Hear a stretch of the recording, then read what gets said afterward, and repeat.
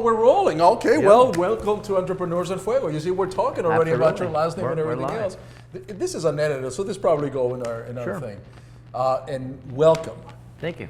Richard Thanks for having Gaxiola. me. We were talking about your last Yes. name from Basque, from Spain. Mm-hmm. You are an attorney, and actually, what I'm cheating right now is documenting your journey one digital footprint at a time. I'm supposed to have memorized this thing. Sure. And coincidentally enough, I met you a few months ago. Yes. Right outside, Correct. because you do something that now I can tell. And this, my interview was going to go, my questions were going to go all over Sure. different what we're talking about here. But you do something that is spectacular, and I really admire, which is you represent artists. I do. I've been friends with the local artist community for several years. I actually sponsored an art gallery that was right next to Barrio Cafe, 16th Yes. Street in Thomas. Yes, of course. With Lalo. And we had that running going for about a year. That would be La Locota. La of course. Lakota. We were trying to promote local artists and displaying their art, getting more engaged in other ideas and genres. But I met a lot of artists through that connection. But I try to do my best to support local artists. I think it's important. But here's what you do though. What you don't know is Lalo is a very good friend of the office pile where we Sure. are today. And so is Pablo Luna, and so is Abe Zuka, and so is, my goodness, we have Adam Baum, and we have just more and more and Sure. more of the local great up and coming artists. Well, I shouldn't say up and coming because Lalo is a start unto himself, right? Sure. Yeah, I think several of them have established their names. Yeah. They're a very established name. But what they used to tell me, even before I met you, was, tenemos nuestro abogadito, we have our own attorney, man, and he takes care of us whenever we land in jail and everything Right, else. yeah, That's what they yeah, used to that's tell me, I swear to right, you. yeah. And then I met, Pablo outside. He's done a lot of work inside this beautiful Right. building. A lot of the murals over here by Lalo, by Pablo, Tato Carabeo, Yeah, Tato, all of them. sure, So yeah. you're the attorney for the Yeah, artists, yeah. man. And so unknowingly, Sure. here you are. Yeah. Here you are. Yeah. And so this show, Richard, is about documenting the journey, how you got to be where you are. Tell us a little bit about what you do. Well, I'm a private attorney. I've been practicing law for going on about 15 years. It was not an easy journey, by no means, I think. Did you always want to be an attorney, or is that something that, sometimes the parents say, you got to be an attorney, you got to. I think we fell on kind of an alternative journey. My brother and I would always get in trouble with law, and we were charged initially, and so we found ourselves in courts in our early 20s representing ourselves. And I got a little taste, and I wanted a ticket to play the game. And so, You represented yourself. Sure. And I managed to do pretty well in undergrad, and went and took the LSAT and did pretty well. At that time, and I'm sure a lot of older attorneys in town could tell you similar stories, that there was not a lot of Latinos in law school. So, okay. out of the 150 students, it was maybe 7, 8 of us. Wow. Not good numbers. No, not at all. And there was not really a lot of Latino connections in the community because there's really no fixed reaching out when you get to a certain level and pulling everyone else up. I think it's more or less the structure nowadays where people tend to deny their heritage, people tend to try and chase that dollar and then will reach back and try and help out the betterment of their community. Sure. It's not a really tight-knit community.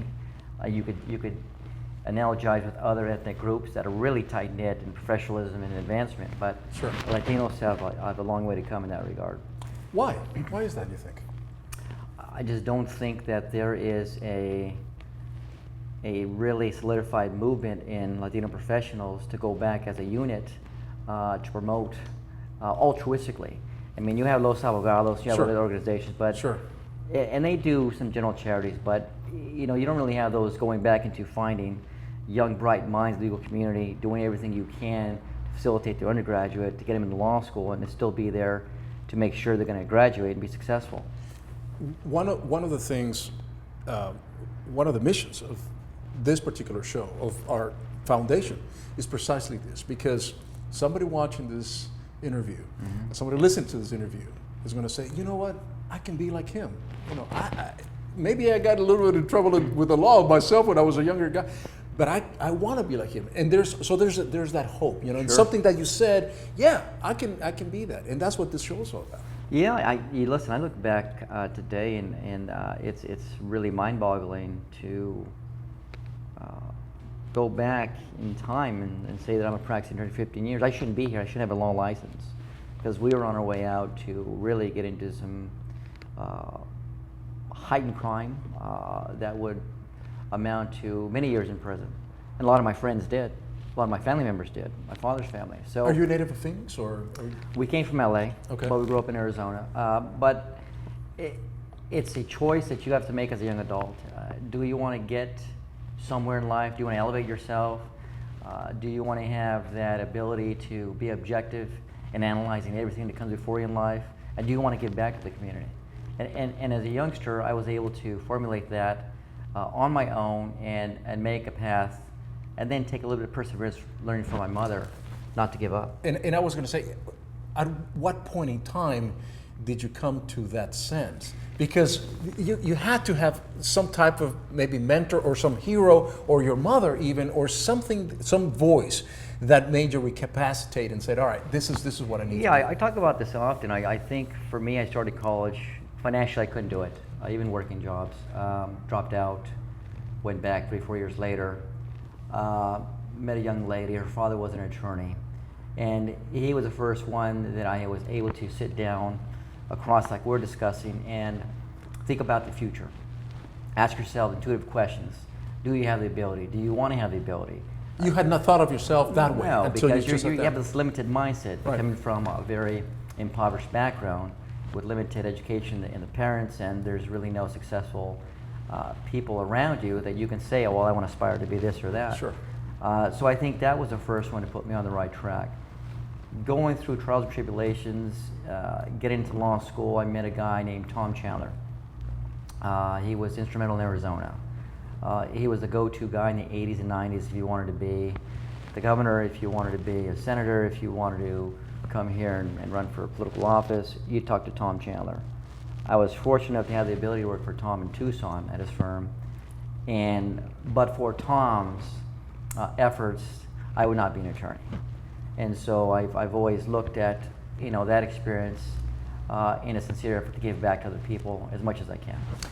It was a little bit of maybe being at the right place at the right time, sure, meeting this individual. Sure. And I think that the message that I'm hearing from you is that you would probably want a lot of Tom Chambers out there so that more people can kind of pattern themselves and at least have that kind of mentorship that you got, probably by happenstance or by coincidence. I mean, you were the lucky one that got plucked out of this thing. I didn't meet any Latino attorneys back in the day. They were all Anglo-Saxon, and so it was, for me, there was no connected to anyone else in terms of Latinos helping each other out or a community effort, but I do my own thing today as I give back individuals, families, or people that I meet, whether in high school or college. Probably right now I help 6-7 people get a legal job, others get into law school, others successfully graduate, but it's my own effort giving back because I'm a product of people reaching out to help me out when they didn't have to. And you remember that. Absolutely. And you're remembering that. Yeah. And that I think it's important because in our community, perhaps we tend to be a little bit selfish. Sure. Oh, we're already there. Hey, man. I mean, I'll just buy the ticket, the $500 Sure. black and white gala ticket, and that's the way that I'm not going to feel that guilty, right? That's exactly what I'm talking about. Yeah. But you're out there. You're in the Sure, trenches. sure. You are. The stories that you're telling right now, they're not publicized. They're not coming out on the Hispanic magazine, front page saying, a hero for our community. You don't want them to be. I think I took a page out of Tom Chandler's life. He never wanted to be thanked. He always wanted to be in the background. He never wanted to be acknowledged. But he must have helped out thousands of people. The message that you're sending someone that is again a young entrepreneur, a Latino entrepreneur, or anybody for that matter, a black entrepreneur, anybody that is struggling to or has some trials and tribulations right now, but they're trying to have a vision, kind of a breakthrough. What advice would you give? Just believe in yourself. believe that anything is possible. Regardless of your ethnic background, your socioeconomic status, your inability to perceive the bigger picture in life right now, just believe in yourself, have the confidence to meet people, to ask for help, and to go forward in life with a positive attitude. I think those are the most important characteristics to have. The worst moment that you can remember in the last, say, 15, 20 years, was there a low point where you said, fuck it, I'm not going to do this anymore? I just, Yes. Was there a very low point? Yes. Graduated law school, took the bar, passed the bar, but I still could not obtain my law license because of the Character and Fitness Committee investigating my background, which, as we spoke earlier, there was some issues related to police reports, misdemeanor charges, things of that nature. So you're all the way here. You've already done all these years of school. You passed the bar. You study your ass off, and now you are at this point. Yeah, you not only contemplated change, you made necessary changes to advance in a productive way to be a regular member of the community. And I think for me, those 6 months delay killed me. And I thought many times, fuck it, I never wanted to be a lawyer to begin with, let's do something else. Let's get a PhD You and rationalized keep it. going. Sure.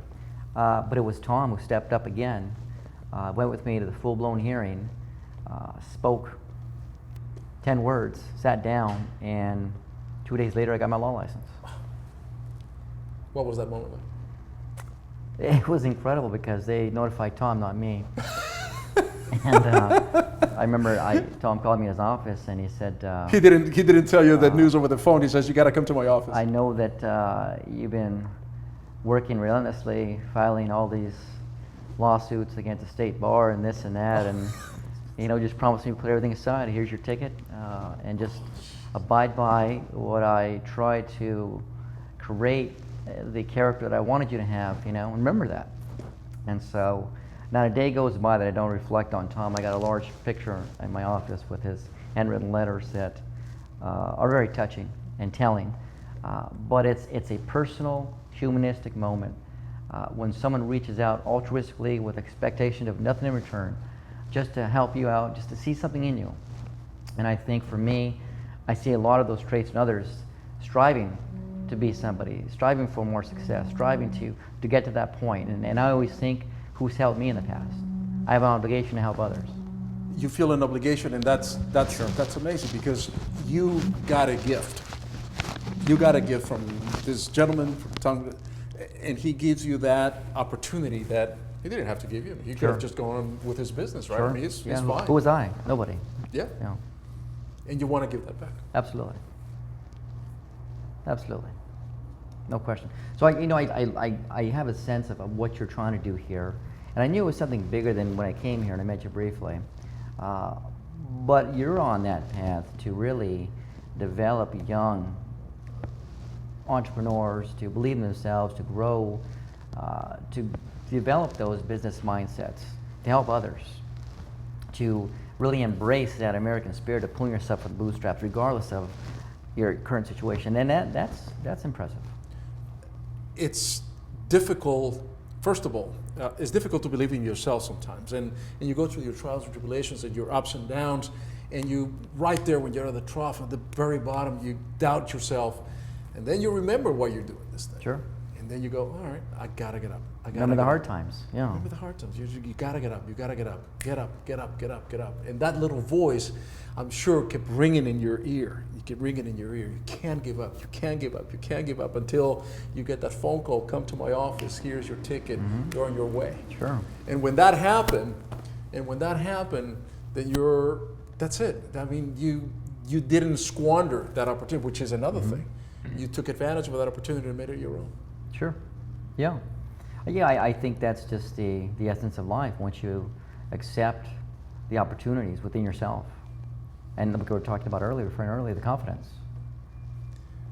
Your story, man, I'm telling you right now, it's one that should be retold and retold, retold. Not with the, not in the spirit of, give me the Man of the Year award, but Sure. with the spirit which is very genuine from you, very honest from you, which is, somebody help me, I gotta help that person that is coming right behind me? I think we all have an obligation to do that. I think very few people, perhaps foundational level, perhaps family, specific generational level, they don't necessarily need the assistance, but for a lot of us, absolutely. I mean, doors are open specifically to get somewhere, to give back. And I would hope that many more coming up the ladder start to look back with sincerity to help others. One last question. When you were going to law school, there was about 7 Latinos out of 150 in your class. Are those statistics changing drastically, where you can see a change, substantive change, if you will, in the admission of Latinos into the bar? I think there's been a definitely increase in demographics and numbers, but what I don't see is a cohesive effort or unit with those that have achieved a certain modicum of success by reaching back into helping others out. That is sad. And I think you really spoke, considerable about going to a benefit and having a glass of champagne and paying $200 and thinking, hey, I gave back. That's not giving back. That's not giving back, man. I hear you. Yeah. I hear you. But I'm going to give you something today. And since you're all about art, this is Benji. Cool. Benji Sequoia. We have a mural of him Do you have a medium? out there. Oh yeah, we do have. It's like a nightgown for him. Oh come on, man! Come on, man! You gotta work. You gotta go to the gym. You gotta pump up a little bit, man. Let's see that one case. Oh, that's extra. No, but I think we gotta meet him upstairs, man. We'll hook you cool. up. All right, yeah. And I think in fact, we have one with Lalo Cote, the white one, with Lalo Cote and stuff. That'll fit you one. I'll take the black one. I'll take the black one. Yeah, that's yours, man. Okay. Well, you take the black one, and we'll give you another one on top of that, because your story is compelling, man. Right. And I think I have something from Pablo Luna too. Oh, good deal. Yeah. Did you see the trash cans? The trash cans, yeah. With the graffiti and stuff? I noticed He's them too coming much, in. man. Yeah. You got to come back and tell the story, bro. Absolutely, Appreciate it, man. Thank you so much, man. We're out.